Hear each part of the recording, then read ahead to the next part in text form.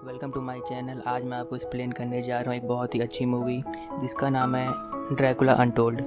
Movie की start 50 century में होती है, जहाँ पे हमें तुर्किश का एक राज्य दिखाया जाता है, जहाँ पे एक प्रथा होती है जिससे वो लोग ट्रांसवेनिया से हज़ारों बच्चों को लेते हैं और उन्हें एक खतरनाक योद्धा बनाते हैं। और उसमें से ही एक वलेद होता है जो कि हज़ारों लोगों की जान लिया रहता है और दुश्मन सैनिक उसके नाम से ही खौफ खाते हैं। लेकिन वलेद ये सब छोड़ देता है और वो वापस चला आता है अपने राज्य ट्रांसवेनिया में और वहाँ का वो राजा बन जाता है।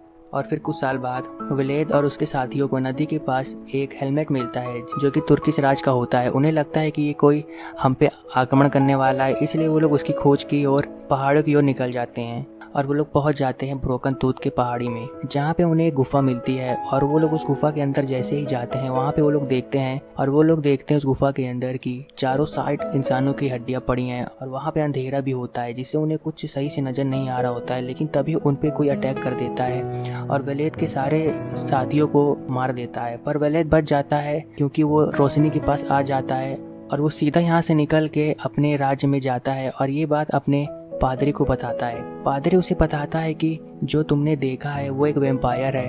वो पहले एक इंसान हुआ करता था पर उसे शक्तियाँ चाहिए थी, इसलिए वो शैतानों से एक सौदा करता है, पर शैतानों ने उसको धोखा दिया जिससे उसको एक शराप लग गया और वो हमेशा के लिए उस गुफा में कैद हो गया।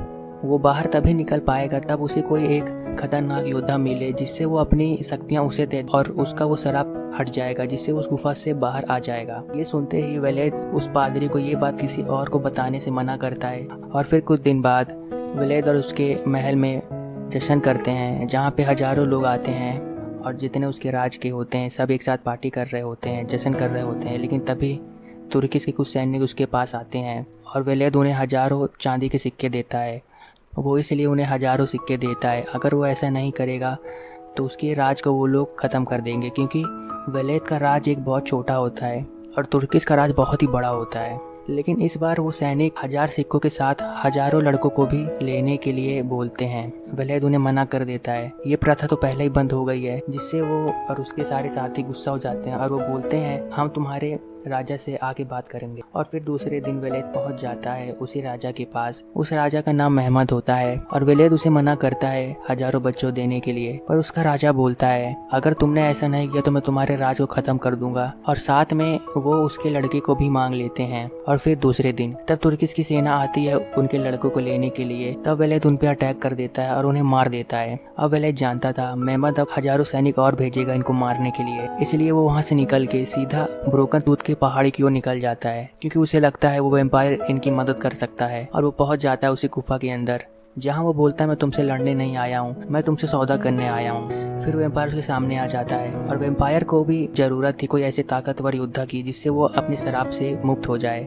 जहाँ वैम्पायर बोलता है मैं तुम्हें अपनी ताकत दूंगा, लेकिन तुम अगर 3 दिन तक किसी इंसान का खून नहीं पिए तो तुम वापस इंसान बन जाओगे, और अगर पी लिए तुम हमेशा के लिए वैम्पायर बन जाओगे। और फिर वो उसे अपना खून पिलाता है जिससे वलेद बेहोश हो जाता है। उसकी आंख खुलती है तो वो एक नदी के किनारे रहता है, लेकिन अब वो एक नॉर्मल इंसान नहीं रहा, उसके पास वैम्पायर वाली शक्ति आ गई है। वो अब उड़ सकता है और यहाँ तक कि अब वो दूर दूर की आवाज़ भी सुन सकता है। और वो सीधा निकल जाता है अपने राज की तरफ, जहाँ तुर्की सेना उन पे हमला कर देती है। लेकिन वलेद अकेले ही हजारों सैनिकों को मार देता है और वो अपने साथियों को बोलता है तुम मुझसे कुछ ना बोलो, शक्ति कहाँ से आई है बस तुम। लेकिन अब वलेद जानता था कि मेहमद अब चुपचाप नहीं बैठेगा, वो लाखों सैनिकों और भेजेगा। इसलिए वो अपने सारे राज्य को एक सेफ जगह जाने के लिए बोलता है, जो कि एक पहाड़ के ऊपर चर्च होता है, और वो लोग उसकी तरफ निकल जाते हैं। दूसरी तरफ उसकी वाइफ को भी पता चल जाता है कि वलेद अब एम्पायर बन चुका है। वो बोलता है मैं वापस इंसान बन जाऊंगा 2 दिन बाद अगर वो कोई इंसान का खून ना पिए। और वलेद अपने सारे लोगों को उसी सेफ चर्च की ओर भेज देता है और बोलता है मैं तुमसे शाम को मिलूंगा, क्योंकि अब वो बाहर नहीं आ सकता दिन में। अब वो लोग चर्च की ओर जा ही रहे थे तभी तुर्की की कुछ सेना उन पे हमला कर देती है, लेकिन जब तक वलेद भी आ जाता है और वो उनको मार देता है। लेकिन अब ये बात मेहमद तक भी पहुंच जाती है कि वलेद अब इंसान नहीं है, अब वो वैम्पायर बन गया है। इसलिए वो अपने सैनिक के आंखों में पट्टी बांध के उनकी तरफ भेजता है ताकि उनके सैनिक वलेद को ना देखे। अगर वो लोग देख लेंगे कि वो वैम्पायर है तो उनके सैनिक डर जाएंगे। लेकिन दूसरी तरफ जहाँ वलेद और उसके साथी रुके थे वहाँ पे पादरी देखता है वलेद को कि वो वैम्पायर वेम्पायर बन गया है, इसलिए वो बात सारे लोग को बता देता है। इसलिए लोग उसे मारने के लिए उसको आग लगा देते हैं, लेकिन वेलेद वेम्पायर बन गया होता है और उसे कुछ नहीं होता और वो बाहर आता है और वो उन पे चिल्लाने लगता है कि मैं तुम्हारे लिए ही वेम्पायर बना और तुमने ही मुझे मारने की कोशिश करी। जहाँ उसकी वाइफ भी आ जाती है और वो उसे शांत होने के लिए कहती है। और अब तक मेहमत की भी सेना पहुँच जाती है वहाँ पे, जो कि लाखों की सेना होती है। और यहाँ से वेलेद भी अटैक कर देता है और वेलेद वेम्पायर को कंट्रोल करके उनके ऊपर अटैक कर देता है और वो खुद भी उनको मारने के लिए चला जाता है। और दूसरी तरफ तुर्किश की सेना उसके वाइफ और बच्चों के पास पहुंच जाती है, जहाँ पे तुर्किश सेना उसके बच्चे को अपने पास ले लेती है और उसकी वाइफ को धक्का मार देती है। और ये देखते ही वेलेद भी अपने वाइफ के पास आता है, पर वो उसे बचा नहीं सकता। जहाँ उसकी वाइफ आखिरी सांस में बोलती तुम मेरा भी खून पी लो, क्योंकि अगर वो उसका खून पी लेगा तो वो हमेशा के लिए वेम्पायर बन जाएगा और वो अपने बच्चे को बचा सकता है।